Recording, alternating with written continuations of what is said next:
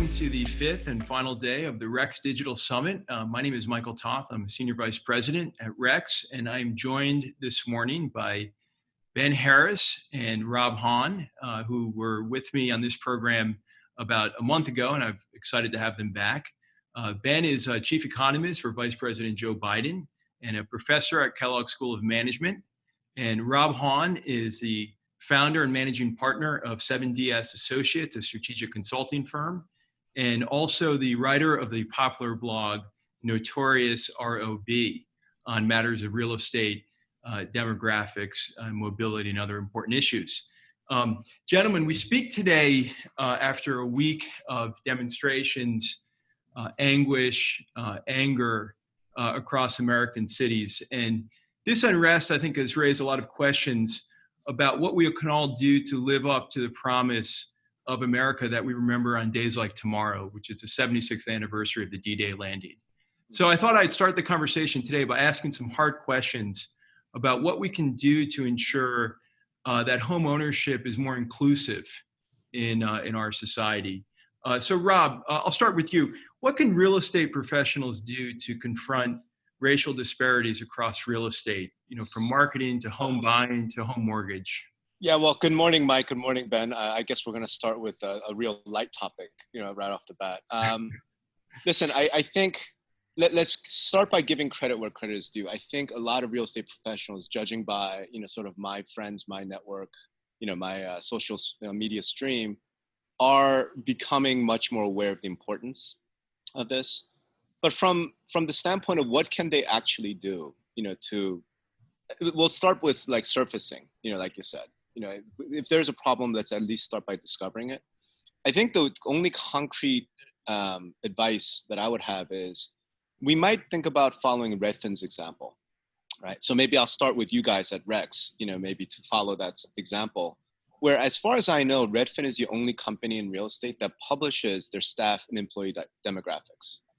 So, Glenn Kelman, again, and I don't necessarily agree with him on all of this, but I do think that it's real genuine when real estate people and companies are talking about, we have a systemic racism problem, we have these racial inequality issues. We know that real estate is probably the second whitest industry in America after NASCAR. And we don't talk about this in a serious way when we don't start by saying, and here's kind of where our company is. And again, to Redfin's credit, they've done that. They've always done that. They've been doing it since about 2015, where they say this percentage of our staff, and they do it by divisions and departments. And then, this percentage of our managers are, white, Black, Asian, whatever, women, men. So they've actually published the stats. So I would say this is a real complicated topic, I think. And, there's a lot to be discussed, a lot to learn from each other. But the first place we might be able to start is, if we're going to talk about race and real estate, let's at least start by talking about what your own company, your organization's makeup is, right? I mean, that might be the first place to start. Mm-hmm. And what about on the consumer facing side, Rob? Is there more that we can do? I mean, as a practical Certainly. matter? Yeah. Certainly. I mean, like right off the bat, here we are. To your point, we've had a week of just agony and angst and pain across, the entire spectrum. And it's almost like the industry's forgotten that the Long Island Newsday story was like a couple of months ago. New York State was having hearings about racial discrimination and racial steering in 2020. This isn't 1940, this is 1950. That was happening a couple of months ago. And then Corona hit, and then now we have this, and all of a sudden we're like, we want, Black Lives Matter, and want to start, like, how about we start by asking what happened to those agents or those companies that were on video, like actually engaging in racial steering, racial discrimination, right? So I'd say the first thing is, we're going to have to do a hell of a lot better job policing the bad actors in our own industry, right? Because no one's going to be able to police them better than other realtors. I mean, to this day, I don't know if those 23 agents who are caught on camera engaging in racial steering are still realtors or not. I still don't know the answer to that. Right. So I know for a fact that a number of them still remain employed with the companies, that they were with. So somebody needs to explain that to me. Right. When Douglas Elliman, for example, comes out and talks about we're listening and we care and we need to donate and vote and march and all this stuff, I'm like, How about those 5 agents who are caught on camera and they're still working for you? Can we at least address that before we move on to sort of wider social issues? So I do feel a little bit passionate about that, I guess, but that would be one place I'd point to. Ben, I feel like there's been quite a bit of coverage, over the last weeks, if not months, about home ownership and about what we can do to increase home ownership across income levels. What is your view, kind of from a policy level, about some of the programs or some of the ideas that may actually make some headway with regard to increasing and expanding home ownership? So let me answer this question and then the one you just asked to Rob as well. And let me say that I think it's incredibly important as we deal with this moment in our country's history to take a hard look, not just at some of the issues that are at the forefront, but around wealth and making wealth more equitable. We know there's just these really big disparities in wealth, and homeownership is one of the best ways to build wealth. And homeownership has a really long history of racial discrimination in our country. And as Rob just pointed out, it's still with us today. I mean, I think it's naive to think that the housing market doesn't embody a lot of the discrimination that we're so concerned with today. So I think one of the answers to how can we live up to the American dream that you brought up at the beginning, Mike, for everyone, the housing market is a big place to do it. Not only is it a way to build wealth, but it's where you live. I mean, in large part depends your quality of life. And if we lock people out of good neighborhoods, we're denying them the freedom to live the life they deserve. So I think that housing, because it's a determinant of how your standard of living, the schools you go to, often the job you'll get, and also it's a store of wealth. It's a massive way for building wealth.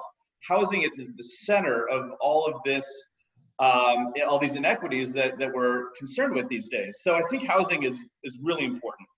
So how can we make housing the housing market more equitable for everyone? How can we allow people to have a bigger share of the housing market? And there are two things which come to mind. The first is around tax subsidies for home ownership. And we give in this country, or at least prior to the TCJA, which is the tax act that was passed in 2017, our main structure for providing incentives for home ownership was through itemization, right? So you get to deduct the cost of mortgage interest and you get to deduct property taxes paid.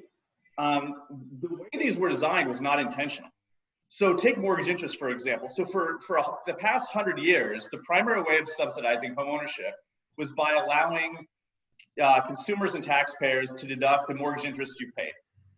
This was never designed to boost home ownership. What happened was when the tax code was created in 1913, all these different types of interest were deductible. There was a point in our country's history where you could deduct the interest paid on credit cards.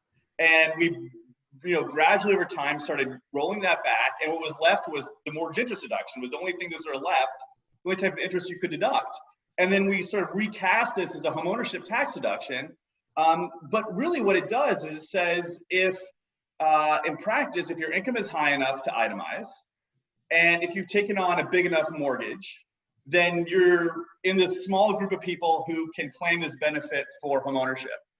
And not only that, every dollar that you're deducting is based on your tax rate. So if I'm in the 37% tax bracket, if I make $500,000 a year, every dollar of mortgage interest saves me 37 cents off my taxes. But if I'm in the 10% tax bracket, it only saves me 10 cents. That would never be part of a deliberate strategy. So we can rethink how we subsidize home ownership and how we're spending this 50, 60, 70 billion dollars a year. One thing we could do is give a first-time home buyer tax credit to get younger people, to get people who aren't in these high tax brackets into the market. We could, for example, we can get creative. I mean, we give a tax credit every year for having a child. We could give a tax credit every year for having a home. But the point is that the way that these tax incentives are designed is entirely upside down. You would never design a tax credit to be worth more to someone who's worth $500,000 for home ownership than for a young kid coming out of college who doesn't get any benefit, right? That's just absurd. So the first thing is we can rethink how we're subsidizing home ownership. The second thing we can do is we can give regulators power to do their jobs. And so a few years ago, for example, within the Consumer Financial Protection Bureau, the office within that agency that deals with discriminatory lending was stripped of its ability to enforce judgments against lenders that were found to be discriminatory, that charged minorities, for example, higher rates than they did white borrowers.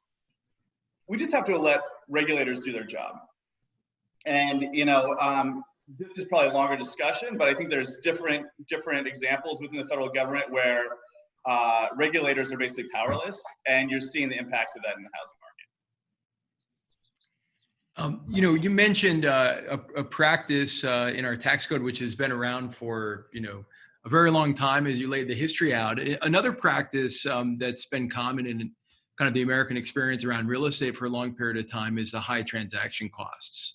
So Ben, again, on sort of the policy suggestion line, are transaction costs significant in real estate in terms of determining or removing barriers to access? And is now the time for policymakers to look at transaction costs as well? Yeah, so transactions costs have two big negative impacts on the housing market. The first is that they're just this big suck on the store of wealth, right? So if I've held a house for 10 years and it's worth a certain amount, I'm giving up a lot of that wealth just to buy and sell that home, just surrendering it. So it's basically a tax on wealth. The second thing is it discourages the buying and selling of homes, which is a real problem, particularly if you look into the economic research and discover that consumers are actually pretty responsive to the cost of buying and selling a home. I mean, imagine what our housing market would look like if buying and selling a home was sort of like buying and selling a car, where you can just, you pay a small amount of fees for the privilege of doing it. And look, if you hold on to it for a year and a half, you're not giving up 10% of the value of your car, you're just paying a small fee. And that allows you to buy different things as your life circumstances evolve. And that allows you to keep the store of wealth within the asset that you've purchased. And so I've been trying to bang this drum for at least 6 or 7 years now. But I see this as just basically a tax on wealth building, particularly for low and middle income Americans. And I see it as a tax on mobility for people who are trying to improve their lives, move to a better job somewhere, create a better life for their families. So yes, I mean, I do see transactions costs, particularly because they're so high in the United States relative to other countries. I see them as basically this major impediment to mobility and to wealth building. Rob, what are your views on this? I know you've obviously been covering this space very closely. And I want to caveat this by saying that obviously Professor Harris is way more expert than I am in matters of economics. So I'm just going to open my mouth to stick my foot in it in that sense. I think there's a lot of truth to that, right? Around mortgage introduction, around transaction costs. We know transaction costs are high, and we know it. But to a certain extent, I feel like that's not necessarily something policymakers have to get involved with, because we're already seeing market forces as well as lawsuits kind of, dealing with that, right? And, some of the advances we've seen in recent years, things like iBuying, things like, Redfin Direct, things like Rex, to be honest, are starting to have an impact. And so I think that one is going to get solved. But in terms of trying to go back to your original question, which is how do we make housing equality, like drive that a little bit more? There are two things I would like to sort of point out about that. One is, Ben's absolutely correct that housing is sort of the storeholder of wealth. And I think there was some research, I remember reading it, I think it was NBER research that came out and suggested that almost all of the wealth gains of Americans comes from housing, right? If you looked at, some of the past 30, 40 years, you look at wealth, it's actually not stock ownership, it's actually housing, right? It's the homes that they own have increased in value. So the first thought I have is, I just feel like houses are too expensive right now. In other words, we could have mortgage, we could have MID, we could have first-time home buyer credit, we can do all of those things. But bottom line is, houses are just way out of control from a median income to median price, especially in some of our cities, which is where all of the young people go to get jobs.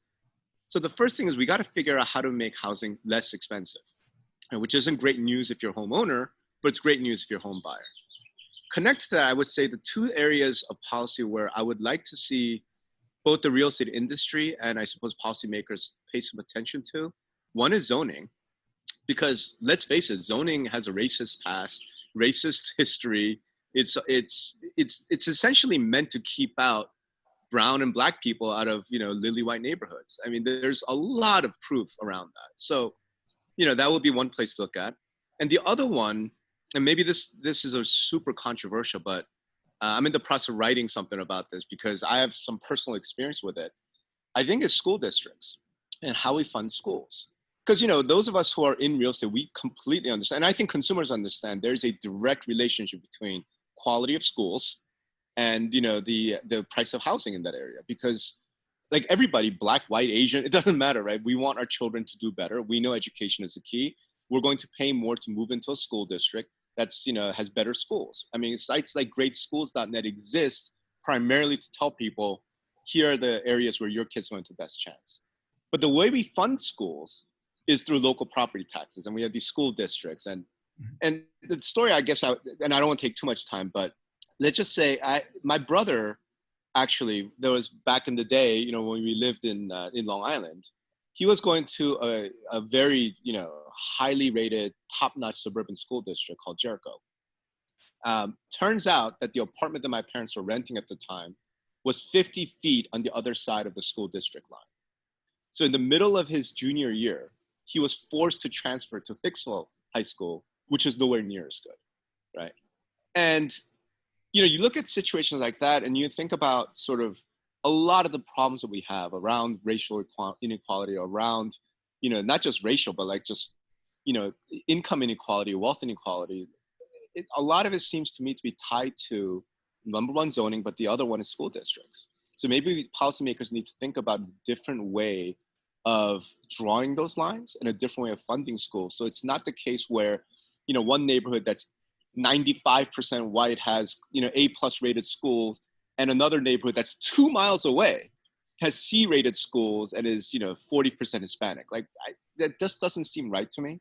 And that's not something the market can correct. That is something that policymakers actually have to do something about. So I would say, those are both going to be really complex, really difficult things. But if the real estate industry actually gets involved, because let's face it, NAR is a very powerful political organization, maybe we could make some progress, on those two fronts. I want to ask a follow-up question to Ben based on the points you made, which were all very good, I thought. But before I get to it, the last time we talked, you had just written a blog post where you predicted a certain shift to exurban areas. And, it turns out your strategic consulting advice bore fruit, and we've seen trends in that direction. That leads to this question. As you were talking about sort of the changing face of the exurbs, have you thought further about kind of the changing face of major metro areas? A lot of discussion now about commercial real estate, the shift to remote work, which you talked about in that blog post and when we talked the last time, is having an effect on commercial spaces. Are we going to see a repurposing of some commercial space in major metros to provide more access to affordable housing? I know that's a policy idea that some have talked about.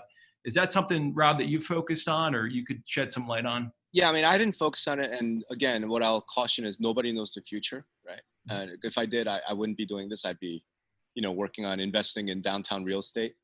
Having said that, it just seems natural, right? And we now have a double whammy problem because unfortunately we have cities that were disproportionately impacted by Corona. And now we have looting and rioting going on. And a lot of cities talking about we're going to get rid of police departments. So I've had a number of conversations about this over the past, few weeks. And the question becomes, what is a city? Like what makes a city valuable? And you and I were talking up before, the show about growing up around New York City and how much we love New York City and going into it. Is New York City still New York City if you don't have restaurants, if you don't have retail, right? If you don't have high density housing, you don't have the people. So yeah, I mean, I do think we're going to see moves towards repurposing commercial real estate because market forces at this point, to me, if I own a company, why do I want, 150,000, square feet of office space when, half my workforce can work from home? But are they going to repurpose into residential? I don't know. And if we do, and we turn them into low-income housing, we once again run into sort of the problem we started this with, right? So it's the idea that, hey, the cities are these breeding pits of pandemics and violence. So we're going to put all the poor brown and black people there. Like, that doesn't seem right to me, right? That doesn't feel right, but is it? Now, having said that, at the same time, I think we need to be a little bit cautious. Zillow came out with some research recently suggesting that, at least in their surveys, something like 60% of urban residents still want to stay in the city. They still want to live in urban areas. They don't see themselves moving out to the country. Now, at the same time, they also say they want more space and a backyard. And, like, good luck getting that in New York. So, we'll see how that actually plays out. I think we're probably going to end up being a little bit more creative about that. Maybe it's not just residential. Maybe it's repurposing, some of these office towers into something else, right? I mean, for example, like, we're probably going to see a resurgence of manufacturing, and the idea that you can't have manufacturing in New York City is just, it's wrong, because we have a garment district in New York. New York City used to make a lot of stuff. Now, they're not going to make steel, right? They're not doing heavy manufacturing, but could they make clothing? Could they make shoes? Could they make, light manufacturing? I don't see why that couldn't happen. And that is something where you do need physical place and workers to come to a central location. So maybe it's things like that we're going to see happen, but who knows? I mean, some of the office towers will absolutely turn into condos and apartment buildings. I do believe that. I just don't know how widespread it's going to be. But I'm curious what Ben thinks about that trend as well. Yeah, I think that there's a inclination to overweight the immediate. So, you're hearing all of these news stories saying everything will change coming out of Corona. But when you're in it, it feels overwhelming and it feels revolutionary. And then sometimes you look back and you realize, well, maybe I overreacted. Mm-hmm. But I do think Rob's right here, where I think that there is going to be a realization, and this is coming from discussions with business leaders, right, from really different industries, that are saying, look, we just realized that coalescing in a central spot every single day was not as necessary as it was before. Now, of course, if you're making things, right, you generally have to be there, but that's not always the case, actually. So, I was talking with someone, an executive in the energy industry, and a lot of the drilling can be done remotely. You can sit you can just through robotics, you can sit in your home office and work a drilling operation. So I do think that one of the things that's going to come out of the coronavirus is we realize we don't always have to be at the office every single day. That being said, I am so tired of Zoom calls, and a lot of my colleagues are tired of Zoom calls, and you just want to see someone face to face. So I don't think it's going to be an entire abandonment of the traditional workspace, but more, in some circumstances, a slight readjustment. And I've got to just say, Rob is exactly right. I mean, if you want to say what is the one thing that sort of characterized the U.S. housing market right now, it's an extreme lack of supply. And housing prices are not inevitable. We have made this choice. It is a choice. We've chosen as a country, because of preferences around zoning, that housing is going to be expensive. That is a choice. If we restricted the supply of iPhones by 50%, we would not be shocked that the price might double. But that's basically what we've done with housing. We've said we want to make it restrictive. And as a result, we have really expensive housing. It doesn't have to be this way. And my hope is that we realize this is a conscious decision, and we'll get I hope we just get more thoughtful with zoning practices, push up the supply of housing, and allow people to get into a home for a more reasonable cost. And I want to kind of continue along this line and then sort of connect back to something that Rob mentioned earlier with a follow-up question for Ben. Are we really seeing falling transactional costs in light of rising home prices? And in addition to that, I mean, given some issues around steering that some economists have written about, are market forces really enough to continue to address this problem or not? Well, you could look at, there's a couple different ways to look at real estate commissions, which are the lion's share of the cost of buying and selling a home. Now, you also pay a transaction fee, and that varies by jurisdiction. You also pay for things for title insurance and mortgage origination fees and all that. But the lion's share of buying and selling a home comes with what you pay a realtor. And that has been mostly persistent over time. It's come down a bit as far as a share of the house. But the thing is, the price of housing has gone up in real terms, in inflation adjusted terms, more than the percent charged as a commission has come down. So the cost of buying and selling a home, what you pay to a realtor, has actually increased over time because housing prices have gone up. Now, there's even more you can say, which is the per hour compensation has gone up a lot because consumers are taking on more of the search around buying and selling of a home. What's really interesting, I think if you go back 20 or 25 years at this point, before the internet became widespread, and as we saw the increase in sort of internet penetration across the United States, imagine we're having this conversation in 1995, and you had said to us, look, this thing called the internet is coming. This is how we're going to communicate. This is how you're going to shop for things. You're not going to go to the grocery store anymore. You can just type a few things into a website. This is how you're going to buy clothes. Everything will change from a shopping experience. And the same will be true for housing. And you could maybe show me a website, show me Rex or a Zillow, and say, look, you're going to be able to basically see a house. You can see everything you want to see about a house. You'll have all the information. What do you think will happen to the realtor market? And, a reasonable prediction would be, well, it'll change. Like, you don't need a realtor for the things you needed a realtor for before. And then the cost of buying and selling a house will go down. That would be a reasonable prediction. But what's happened with the internet is that it's become much easier to compare the prices of goods, of physical things, but comparing prices across services remains really difficult. This is true if we're talking about financial advisors. This is true if we're talking about medical services. From a whole range of services, it remains really hard to find any sort of reasonable comparison, which means it's hard to negotiate and it's hard to have an incentive for lower prices because we just have no idea, what they are. So transaction costs remain a problem. And, I think that we probably need regulators to get involved. They've been basically stuck at a high level for as long as we've been buying and selling houses. And that's not going to change unless we get regulators involved. So once again, I'll respectfully disagree with Ben on that last point. And here's why I don't think regulators need to get, well, let me put it differently. I don't think regulators need to get involved that strongly. Okay? Here's what I mean by that. We're already seeing trends towards transaction prices going lower and lower. And I think it's actually because of concentration of power. Right? So one of the things we can't forget about the real estate brokerage market is that it's a fixed pie, right? Because, the number of homes that are traded, it's almost entirely due to macroeconomics. It's, interest rates, it's income, it's unemployment, it's those things, which no realtor anywhere controls, right? It's, in fact, you could argue nobody actually controls any of it anyway.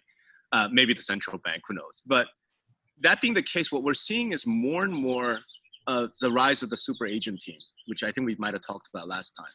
They're starting to do more and more transactions, which means that they can actually make the same amount, or if not more money, by dropping their fees and still being able to do it, right? And again, I would point to someone like Redfin, as an example of a company that's managed to say, you know what, we can make marginal profits at 1% or 1.5%, and drop it that way. And what I'm anticipating happen naturally to market forces is, if you're an agent that does 3 deals a year, then you have an incentive to keep transactions prices high as possible, right? Because you're only going to do 3 deals. But if you're an agent that does 30, could you drop your price by, half a point? You probably could, and still be very successful, still be very, so I think we're going to see that happen. Where the regulators, to the extent that they need to get involved, potentially is simply removing barriers to that natural market force. In other words, if an agent team or a company like Rex or a company like Redfin or somebody says, hey, we're going to go out and we're going to start charging less, we're going to voluntarily drop our prices because we think we're going to make it up in volume, we just need the regulators to get rid of barriers or anti-competitive stuff that might be happening that prevents that, right? Because the consumer ultimately decide, they'll decide, hey, you know what, I want to pay 6% because I'm going to get this amazing level of service from this realtor I've known for 30 years. The only issue is if they don't have a choice of, but I'd rather work with this whatever company over here that's only willing to charge me 1%, but there's some sort of problem that makes it hard for me to do that. Maybe that's the area where, where I could see government policymakers and regulators get involved. But beyond that, I'm kind of like, let's wait and see, and let's let the market play out, because the trends are definitely going that direction. I mean, there's a lot of stats that have shown they are coming down, not as fast, certainly not enough, like Ben said, to warrant the internet's here, and yet we're not seeing the top drop in price. So we are seeing very slow, steady decline though in overall commission rates.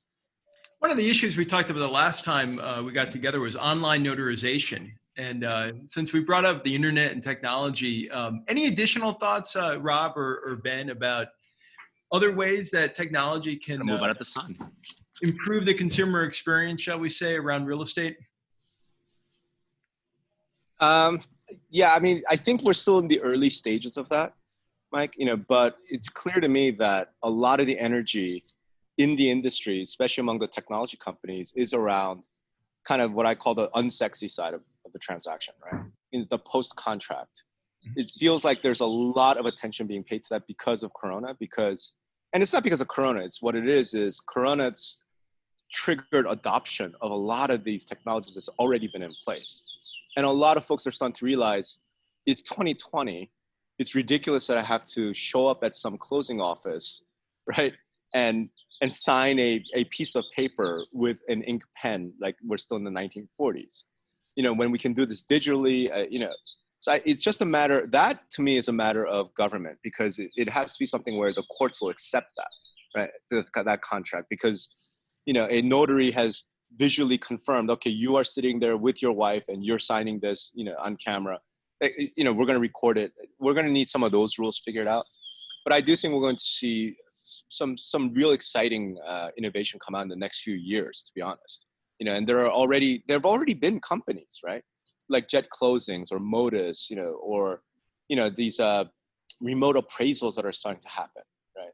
And that was one of the fascinating things, that you could do an appraisal, like drive-by appraisal or remote appraisal. I mean, the fact that we can do that, and the banks have decided, you know what, we'll take that, because our risk, of making that loan based on this remote appraisal is good enough. We're going to see, I think, a lot of that happen. All we need is the policymakers and the government, the regulators, to get out of the way and allow that to happen. Right? In other words, if the industry's come up with a solution for online notarization or online recording of deeds and mortgages, if they've come out with a way of doing appraisals with reasonable degree of accuracy, right? Using technology, we just need to allow that to happen and see what happens, and then assess the impact after, instead of just, no, we can't do that. This is the way we've always done it. You have to go down to the courthouse and file this piece of paper. Like, we just need to move past that. Ben, the last time we talked, we also talked quite a bit about kind of the current picture of the housing market. What's changed since then? How have your impressions developed on kind of the state of the housing market in the last month or so? So can I weigh in on the prior question about technology real quick? So, I mean, online notarization feels obvious. It feels like one way that we could push forward.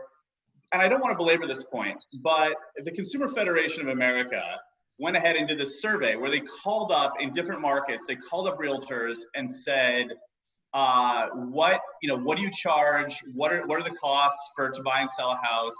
And they found they didn't get straight answers. They looked at the websites, they couldn't get the prices. They made calls, they couldn't even get straight answers. I would love to see technology be the way by which we can compare realty services, right? So if I'm buying a mutual fund, I can in 2 seconds log on to my Ameritrade account and see the costs of owning that fund, the annual price of owning that fund, and it's just all listed right there in one column. And I can say, look, expensive isn't always worse or better, but I can just know the prices instantly. There is no reason why you couldn't have, I'd say, look, I want to buy a home in, I don't know, Austin, Texas, and say, these are all the realtors, and just go online and find out a comparison across all of them. We have the technology to do it. This is a choice. We're making a choice. We want to make it really difficult to compare the price of buying and selling a house. So I would love to see the price of services be more easily compared. But as far as what's changed, that's, obviously feel pretty strongly about that. But as far as what's changed, the last time we spoke, I thought that there was a chance that we would see a really steep decline in housing activity. and it wasn't quite as steep as I thought. April volumes went down by about 18%, according to NAR. A lot of that was a decline in listings. So you actually saw an uptick in the average price of a home sold, depending on how you define, how you're looking at the price series. But it does seem like, we're on a path to recovery now. And it seems like a lot of the homes that were not sold over the past couple of months will probably be listed in the next few months. So we'll see, basically just a few months shift in the share of homes that are bought and sold. So I'm a bit more optimistic about the housing market than I was the last time we spoke. I'm a forecaster for this survey of 100 different housing experts. And so I had to put my money where my mouth is and actually put a number down. So for 2020, my projection was a minus 2.5% decline. The average in the sample was about minus 0.3%. For 2021, my projection was plus 4.5%. So I thought we were going to see a lot of shifting out to 2021. What I think will probably happen is we're more seeing than in a yearly shift, we'll see a quarterly shift. So I think we'll probably just see, just a few month delay in listings, and we'll pretty much get back to the trend we were before. And I know the common line about economists that they've got two hands, so there's always an on the other hand. So Ben, are there concerns that you have underlining the current real estate picture, or are there things you should be concerned about? That's what I'm asking. The labor market is the big concern. And today's jobs report notwithstanding, which saw a decline in the unemployment rate, there are a lot of problems, technical problems with that report. But the labor market over the next 6 months to a year will, in large part, determine the strength of the housing market. And if you don't have a job, you're not going to buy a house. You're not going to get a loan. You're not going to want to buy a house. So, I think that's one determining factor. A second, a concern that I have now is around access to credit. In 2009, we saw the access to credit just dry up. I mean, banks didn't want to lend. They are risk adverse by nature. And we did see a tightening in credit. I mean, there was a time, and I don't know what it's like today because this gets reported with a bit of a lag, but a month or two ago, it was really tough to get a mortgage unless you had a 650, 680 credit score and you're going to put 20% down. And if we're going to lock so many people out of the housing market, there's no way you can have a strong housing market when you have such stringent requirements for getting a mortgage. I don't know quite how things are today. My guess is they're easing, but I think that's a concern moving forward. Rob, I want to close out with you. I know from our two conversations that you appreciate the natural uncertainty with looking at complex economy, a dynamic economy like ours. That having been said, and I won't hold you to any of this, but what do you think the housing market is going to look like a year from now? A year from now, I think the housing market is going to be extraordinarily hot. I think it's looking like a V-shaped recovery in a big way. Having said that, though, I mean, again, you're not holding me to it, and I'm not an economist, right? So this might be completely ignorant. But I don't think the reason is because the housing market is healthy. I think it's because our monetary policy is just driving asset price inflation. And again, we've mentioned this, I think maybe the last time. When Sunny and I bought this house behind me, we actually had a conversation about that, which is, who knows whether the price of this house is high or low or market? We don't care, because my expectation is that over the 30-year life of the mortgage, we're going to be paying it back with depreciated dollars. So I think the housing prices will go like way high, because we're already starting to see other assets sort of inflate as well. But I don't know if that's a good thing or a bad thing. So the key as to a year from now, I think probably a year is a little too soon, is, are we going to raise productivity?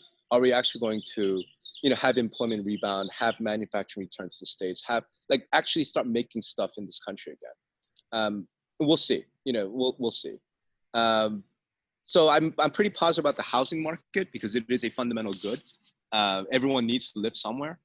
But, what I'm hoping we'll see is just smart policy decisions coming out of government, smart decisions on the business side of things, and advances in technology that makes efficiency and productivity, possible. Wonderful. Well, I propose the next time we do this, it's not on Zoom, but it's at Rob's home. Yeah, you're all welcome. We'd love Yeah, to it looks host you guys. beautiful. Rob and Ben, I thoroughly enjoyed today's conversation. Thank you again for sharing your time and your insights. All right. Thank you all. Thank you.